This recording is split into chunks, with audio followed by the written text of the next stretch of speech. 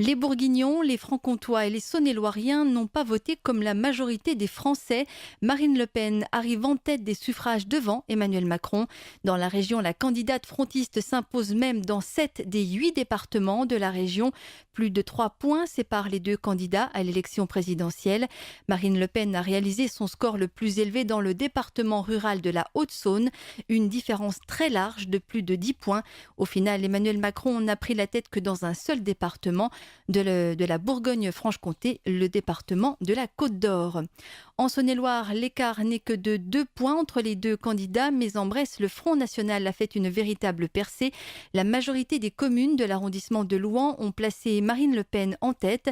Elle arrive première à Branges, Sornay, Saint-Usuge, Saint-Germain-du-Bois, Pierre-de-Bresse, Romney, Cuisery, Montpont, Cuiseaux ou encore Varennes-Saint-Sauveur.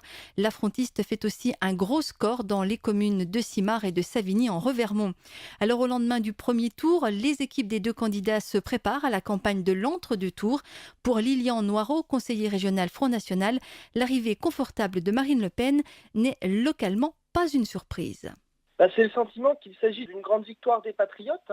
Nous avons réussi à imposer dans cette campagne la thématique du patriotisme, du retour de la France, de la lutte contre la mondialisation sauvage, contre l'immigration de masse, ainsi que contre le fondamentalisme islamiste. Et cela en dépit d'une campagne qui était hostile. Et les résultats sur le département de Saône-et-Loire et sur toute la région Bourgogne-Franche-Comté, on était persuadés de faire des scores très puissants, d'augmenter encore nos résultats par rapport aux dernières élections régionale, du fait que sur le terrain, on ressentait et on ressent encore cette adhésion au programme de Marine, au projet présidentiel, à ces 144 engagements. Et donc, nous ne sommes pas étonnés du résultat. Voilà, le frontiste va avec ses équipes maintenant mener une campagne de terrain. Il croit fermement au report des voix des électeurs de François Fillon et Nicolas Dupont-Aignan.